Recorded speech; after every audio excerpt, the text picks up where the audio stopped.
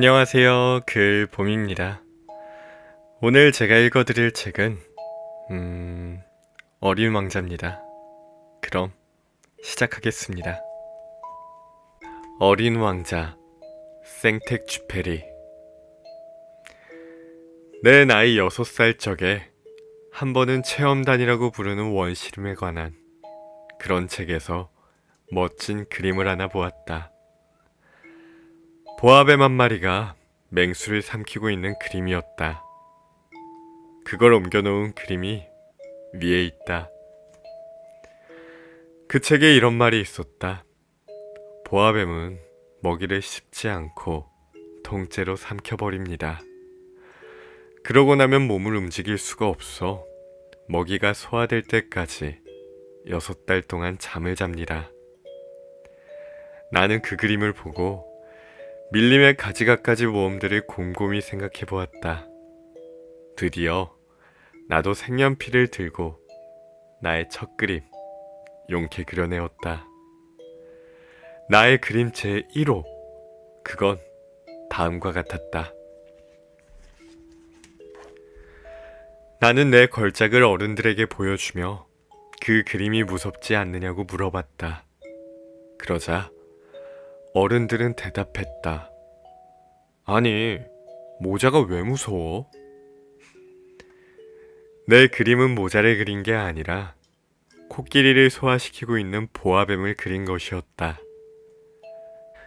그래서 나는 어른들이 알아볼 수 있도록 보아뱀의 속을 그렸다. 어른들에겐 항상 설명을 해줘야 한다. 내 그림 제2호는 아래와 같았다. 어른들은 나에게 속이 보이는 보아뱀이나 안 보이는 보아뱀의 그림 따위는 집어치우고 차라리 지리나 역사, 문법에 재미를 붙여보라고 충고했다. 나는 이렇게 해서 내 나이 6살 때 화가라는 멋있는 직업을 포기해야만 했다. 내 그림 1호와 내 그림 2호의 실패로 그만 기가 죽었던 것이었다.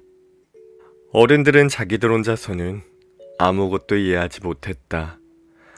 그렇다고 그때마다 자꾸자꾸 설명을 해주자니 어린이한테는 힘겨운 일이었다. 그래서 나는 다른 직업을 골라야 했다. 그래서 비행기 조종을 배웠다. 나는 세계의 여기저기 제법 많은 곳을 날아다녔다. 그리고 지리는 정말 내게 많은 도움이 됐다. 그 덕분에 나는 눈길 한 번에 중국과 애리조나를 구별할 수 있었다. 밤의 어둠 속에서 길을 잃었다면 그건 또 아주 내게 유익했다. 나는 이렇게 살아오는 동안 수많은 진지한 사람들과 수많은 접촉을 했다. 오랫동안 어른들과 함께 살며 그들을 아주 가까이에서 보아왔다. 그렇다고 해서 그들에 대한 내 의견이 크게 달라지지는 않았다.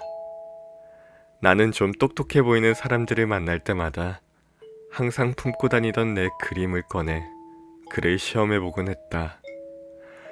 그가 정말 이해력이 있는 사람인지 알고 싶었던 것이었다. 그러나 늘 이런 대답이었다. 모자 그림이네. 그러면 나는 보아뱀의 이야기도 원시림의 이야기도 별의 이야기도 꺼내지 않았다. 나는 그가 알아들을 수 있도록 트럼프 이야기, 골프 이야기, 정치 이야기, 그리고 넥타이를 이야기했다.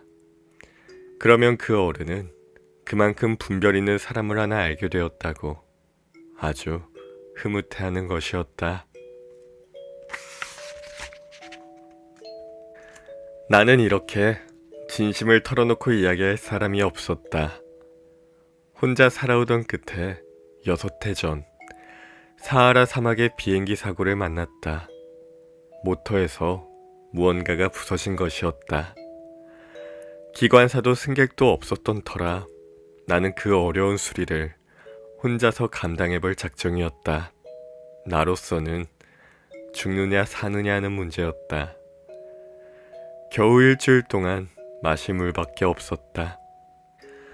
첫날 저녁 나는 사람이 사는 곳에서 사방으로 수만리나 떨어진 그런 사막 위에 누워 잠이 들었었다. 넓은 바다 한가운데서 뗏목을 타고 흘러나가는 난파선의 뱃사람들보다 훨씬 더 외로운 처지였다. 그러나 해 뜰 무렵에 이상한 작은 목소리가 나를 깨웠다. 나는 깜짝 놀랐다. 그 목소리는 내게 말을 걸었다. 저 양 한 마리만 그려줘. 응? 아니, 양 한 마리만 그려달라고. 나는 벼락이라도 맞은 듯 벌떡 일어섰다. 나는 눈을 비비고 주위를 잘 살펴보았다. 아주 신기한 꼬마아이가 엄숙하게 나를 바라보고 있었다. 여기 그의 초상화가 있다. 이 그림은 내가 훗날 그를 모델로 그려낸 그림 중에서 가장 훌륭한 것이다. 그러나 내 그림이 모델만큼 멋이 있으려면 아직 멀었다. 그러나 그건 내 잘못이 아니다. 나는 내 나이 6살 적에 어른들 때문에 기가 잔뜩 죽어 화가의 길을 포기해야만 했다. 아무튼 나는 놀란 눈을 휘둥그레 뜨고 호련히 나타난 그 모습을 바라보았다. 사람이 사는 곳에서 수만리나 떨어진 곳이 아니었나. 그런데 내가 본 이 아이는 길을 잃은 것 같지도 않았고 피곤이나 굶주림이나 목마름에 시달려 녹초가 된 것 같지도 않았다. 그리고 겁에 질려 있는 것 같지도 않았다. 사막 한가운데서 길을 잃은 어린아이의 모습이 전혀 아니었다. 나는 마침내 입을 열 수 있게 되자 겨우 이렇게 말했다. 그런데 넌 거기서 뭐하고 있니? 그러나 그 애는 무슨 중대한 일이나 되는 것처럼 아주 나직하게 같은 말을 되풀이했다. 양 한 마리만 그려줘. 터무니없는 일이라도 너무 강렬한 느낌을 받으면 감히 거역하지 못하는 법이다. 그래서 사람들이 사는 곳에서 사방으로 수만리나 떨어진 데서 죽음이 눈앞에 어른거리는 판에 정말 멍청한 짓을 한다고 생각하면서도 나는 주머니에서 종이와 만년필을 꺼냈다. 하지만 나는 그때 내가 특별히 공부한 것이라고는 고작 지리와 역사, 산수와 문법이라는 것이 생각나 그 꼬마아이에게 그림을 그릴 줄 모른다고 얘기했다. 그러자 그가 나에게 답했다. 괜찮아. 양 한 마리만 그려줘. 나는 양을 한 번도 그려본 적이 없었다. 내가 오직 그릴 수 있는 그림의 종류는 딱 2가지였는데 그 그림 중에서 하나를 그려 그에게 주었다. 속이 보이지 않는 보아뱀의 그림. 그런데 놀랍게도 그 꼬마아이는 이렇게 대답했다. 이건 내가 원한 그림이 아니야. 난 보아뱀 뱃속에 있는 코끼리 싫어. 보아뱀은 아주 위험하고 코끼리는 아주 거추장스러워. 내가 사는 데는 아주 작아.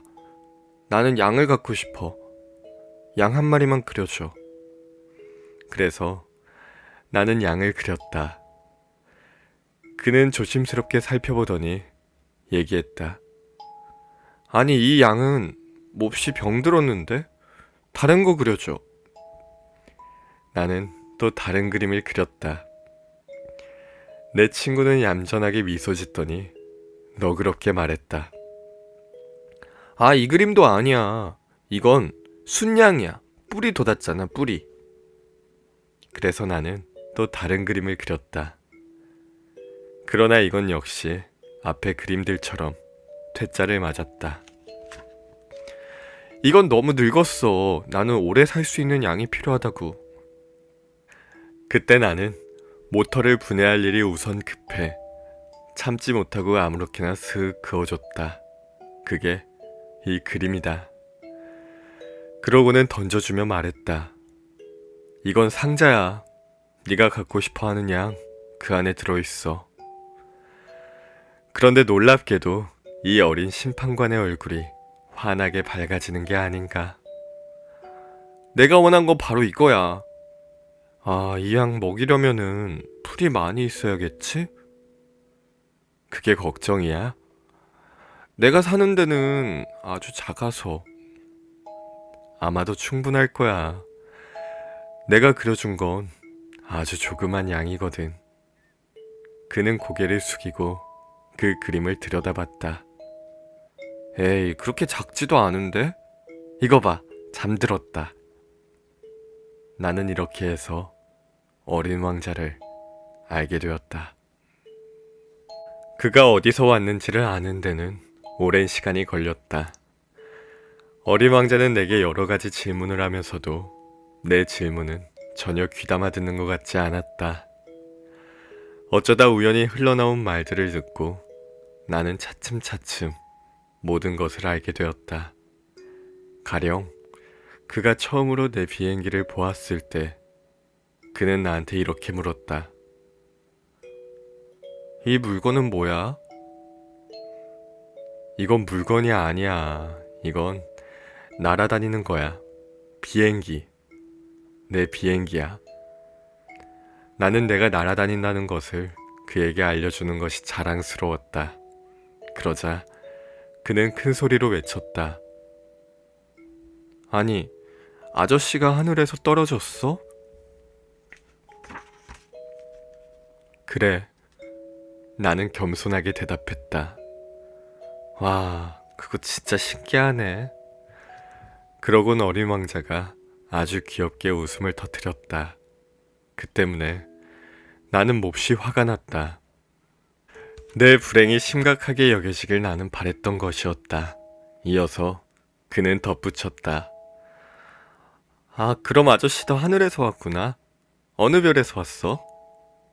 나는 그 말을 듣자마자 그가 어디서 나타났는지 그 수수께끼를 푸는데 한 줄기 가느다란 빛이 비치는 것 같아 불쑥 이렇게 물었다.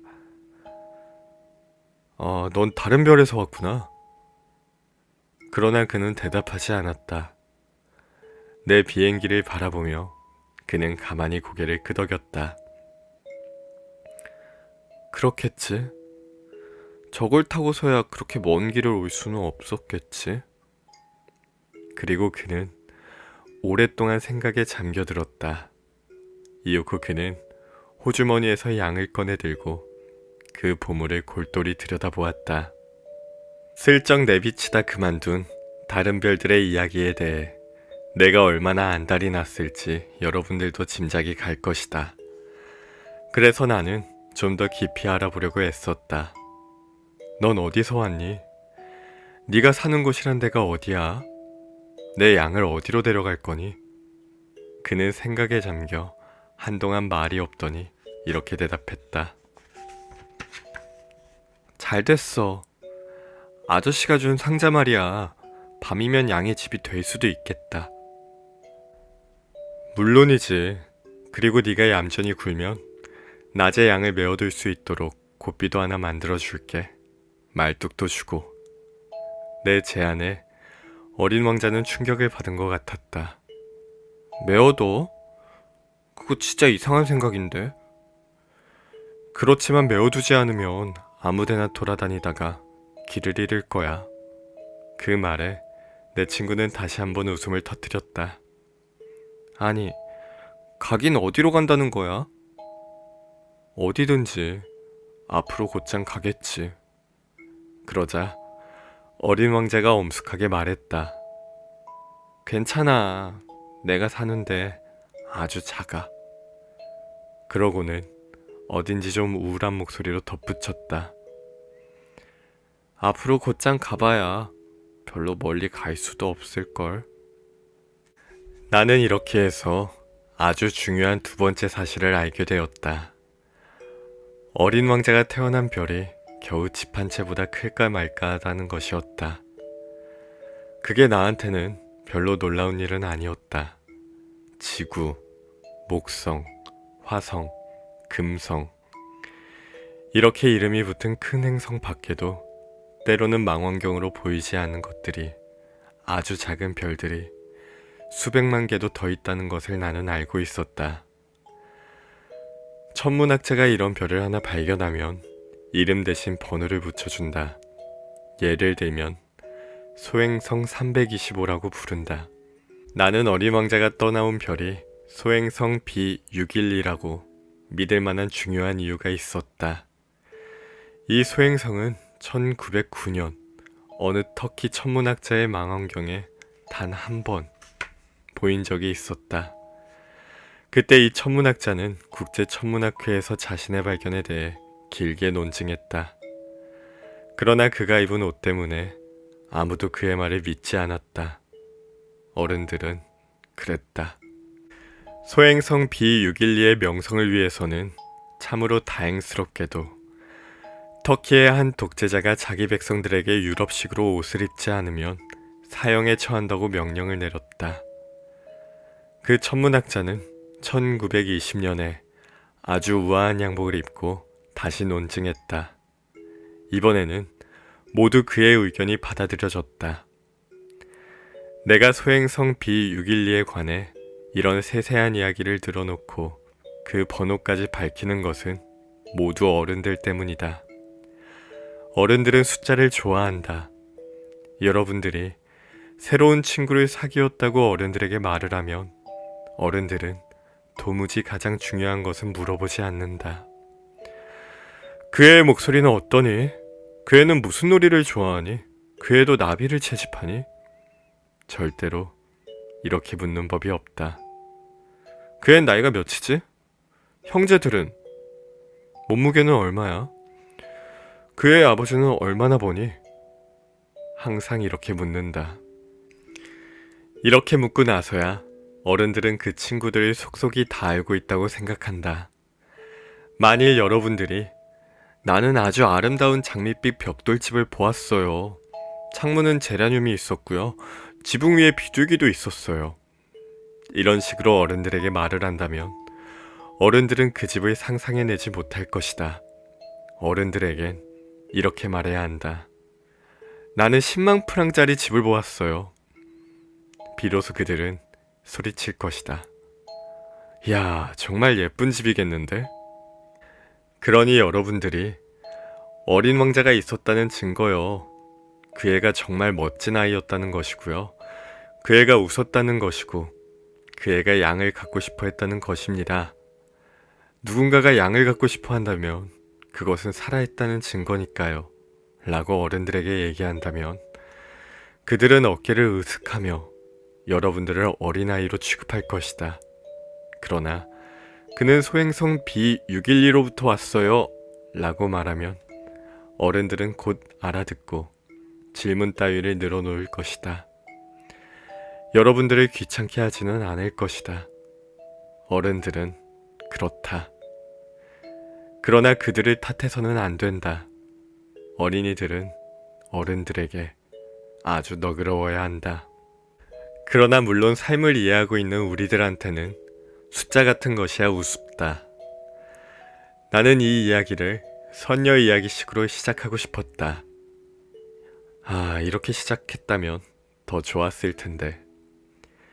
옛날 한 어린 왕자가 자기보다 조금 더 클까 말까한 별에 살고 있었습니다. 그는 친구가 갖고 싶어서. 삶을 이해하는 사람들의 눈에는 이런 식의 이야기가 훨씬 더 진실해 보였을 것이다. 사람들이 내 책을 가볍게 읽어버리는 것이 싫어서 하는 말이다. 이제 그 추억을 이야기하려고 하니 그만큼 슬프기도 하다. 내 친구가 양을 가지고 떠난 지도 어언 6년이 되었다. 내가 여기에다 그의 모습을 그리려고 애를 쓰는 것은 그 애를 잊어버리지 않기 위해서다. 친구를 잊어버린다는 건 슬픈 일이다. 누구에게나 다 친구가 있었던 것은 아니다. 그리고 나도 숫자밖에 관심이 없는 어른들처럼 되어버릴지도 모른다. 내가 이제 다시 그림 물감 한 갑과 연필 몇 자루를 사온 것도 이 때문이다. 이 나이에 다시 그림을 시작한다는 것은 매우 힘든 일이다. 6살 적에 속이 보이는 보아뱀과 속이 보이지 않는 보아뱀을 그려본 것밖에 없는데, 물론 힘이 닿는 한 그의 모습과 가장 많이 닮은 초상화를 그리려고 노력은 할 것이다. 근데 성공할 수 있을지는 정말 모르겠다. 어떤 그림은 그런대로 괜찮았지만 어떤 그림은 영 딴판이다. 키를 어림잡는데도 좀 서투르다. 이쪽 어린 왕자는 너무 크고 저쪽은 너무 작다. 옷 색깔도 역시 망설여진다. 그래서 나는 되든 안 되든 이렇게라도 저렇게라도 그러면서 더듬거려 본다. 아주 중요한 부분에 가서 실수를 저지를 것만 같다. 그래도 나를 용서해 주어야 한다. 내 친구는 아무런 설명도 해주지 않았으니까. 어쩌면 내가 자기와 같으리라고 그렇게 생각했나 보다. 그러나 불행하게도 나는 상자를 꿰뚫고 그 속에 있는 양을 볼 줄 모른다. 어쩌면 나도 얼만큼은 어른들처럼 되어버렸는지도 모르겠다. 아마도 늙어버렸나 보다. 나는 날마다 그의 별이라든지 그 별을 떠나온 이야기라든지 그의 여행이라든지 이런 것들에 대해 얼만큼씩 알게 되었다. 그 일은 아주 천천히 이 생각 저 생각을 따라가며 진행되었다. 사흘째가 되는 어느 날 내가 바오밥 나무의 비극을 알게 된 것도 이런 식이었다. 이번에도 역시 양 덕분이었다. 어린 왕자는 무슨 대단한 의문에라도 사로잡힌 듯 불쑥 이런 질문을 했다. 양들이 작은 떨기나무 먹는다는 거 그거 정말이야? 그거 맞아. 아, 그럼 됐다. 양이 작은 떨기나무를 먹는다는 게 왜 그렇게 중요한 일인지 나는 알 수가 없었다. 그러나 어린 왕자는 덧붙였다. 그러면 양들은 바오밥 나무도 먹겠네? 나는 어린 왕자에게 바오밥 나무는 작은 떨기나무가 아니라 교회만큼 커다란 나무이며 코끼리 한 부대를 몰고 온다 해도 바오밥 나무를 하나 해치우기 힘들 것이라고 일러주었다. 코끼리 한 부대라는 말에 어린 왕자는 웃었다. 그럼 코끼리 등에다 코끼리를 포개 놓아야겠다. 그러나 그는 슬기롭게 꼬집어냈다. 바오밥 나무도 크기 전에는 작은 데서부터 시작해. 맞아. 그런데 어린 양이 왜 어린 바오밥 나무를 먹어야 되지? 그는 내가 다 아는 것을 묻고 있었다는 듯이 얘기했다. 아이, 그게 문제라니까. 그런데 나는 이 문제를 혼자 푸느라 머리를 쥐어짜야 했다. 사실은 이런 것이었다. 어린 왕자의 별에는 여느 별에나 그렇듯이 좋은 풀과 나쁜 풀이 있었다. 따라서 좋은 풀에 좋은 씨앗, 나쁜 풀에 나쁜 씨앗이 있었다. 그러나 씨앗들은 보이지 않는다. 씨앗들은 땅속에 숨어 잠을 자고 있다가 그중 하나가 문득 깨어나고 싶다고 발버둥을 치게 된다. 그러면 그 씨앗은 기지개를 켜고 태양을 향해 처음엔 머뭇거리면서 그 아름답고 연약한 새싹을 내밀게 된다. 장미나무의 어린 싹이면 마음껏 자라도록 내버려둬도 된다. 그러나 나쁜 식물 싹이면 그걸 알아차리자마자 빨리 뽑아버려야 한다. 그런데 어린 왕자의 별에는 무서운 씨앗이 하나 있었다. 그건 바로 바오밥 나무의 씨앗이었다. 그 별의 흙에는 바오밥 나무의 씨앗이 들끓었다. 그런데 바오밥 나무는 너무 늦게 손에 쓰면 그땐 영영 처리할 수가 없게 된다. 나무가 온 별을 다 차지하고 그 뿌리로 별 깊숙이 구멍을 뚫는다. 게다가 별은 너무 작은데 바오밥 나무가 너무 많으면 별은 결국 터져버리고 만다. 그건 규율의 문제야. 어린 왕자가 나중에 이런 말을 했다. 아침 세수가 끝나면 별도 조심스럽게 세수를 해야 돼. 바오밥 나무가 아주 어릴 때는 장미나무와 비슷한데 구별할 수 있게 되면 그때부터 규칙적으로 뽑아버려야 돼. 아주 귀찮은 일인데 아주 쉬운 일이야. 그리고 하루는 나에게 아름다운 그림을 한 장 그려서 우리 땅에 사는 어린이들 머릿속에 그걸 새겨 넣으라고 권했다. 아니, 어느 날 그 애들이 여행을 하게 되면 있잖아. 그게 도움이 될 거야. 이따금 할 일을 뒤로 미뤄두었다고 해서 별 걱정은 없겠지만 바오밥 나무 경우라면 반드시 큰 난리가 일어나고 말 거야.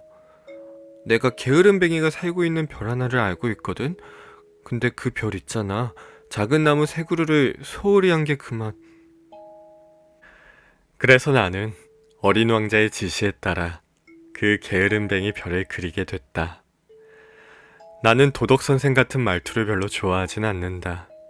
그러나 바오밥 나무의 위험을 사람들이 너무 모르고 있고 길을 잃어 소행성에 들어가게 된 사람이 있다면 너무 큰 위험을 겪을 것 같기에 내 신중한 태도에 한 번만 예외를 두어 도덕선생처럼 말하기로 한다. 어린이들아, 바오밥 나무를 조심해라. 내가 이렇게 이 그림에 힘을 들인 것은 오래전부터 내 친구들이 나처럼 멋모르고 지나쳤던 그 위험을 그들에게 알려주기 위해서이다. 내 교훈은 이만큼 수고할 값어치가 있었다. 여러분은 어쩌면 이렇게 모를지도 모르겠다. 왜 이 책의 다른 그림들은 바오밥 나무처럼 웅장하지 못하냐고. 대답은 아주 간단하다. 나는 애써 그렸지만 성공하지 못했다고. 바오밥 나무를 그릴 때는 위급한 마음에 그만 힘이 쏟았던 것이라고. 너의 초라하고 쓸쓸한 생활을 나는 이렇게 조금씩 알게 되었다. 오랫동안 네 마음을 달래주는 것이라곤 아늑하게 해가 저무는 풍경밖에 없었다는 것을. 나흘째 되는 날 아침, 나는 너의 말을 듣고 이 새로운 사실을 알게 되었다. 그때 너는 이렇게 말했다.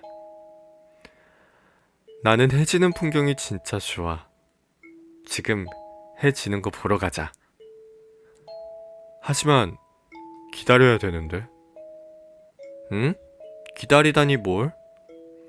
해가 지기를 기다려야지.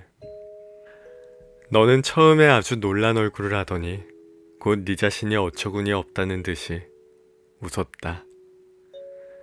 그리고 너는 말했지. 아, 나 착각했어, 착각. 나 아직도 내 별에 있는 건 줄 알았어. 그렇다. 미국이 안 나시면 누구나 다 알다시피 프랑스에서는 해가 저문다. 해가 저무는 것을 보려면 단 1분 동안에 프랑스로 갈 수만 있으면 될 텐데. 불행히도 프랑스는 너무 멀리 있다. 그러나 그처럼 작은 너의 별에서는 의자를 몇 걸음 당겨 놓으면 그만이었지. 그래서 넌 너가 원할 때마다 석양을 바라보곤 했었지. 나 44번이나 해지는 걸 본 적이 있어. 그리고 잠시 후 이렇게 덧붙였지. 아저씨도 알 거야. 그렇게도 슬플 때는 누구나 해가 저무는 게 보고 싶어지거든. 44번이나 해지는 걸 봤다고? 그렇다면 그만큼 슬펐다는 거네. 그러나 어린 왕자는 대답하지 않았다.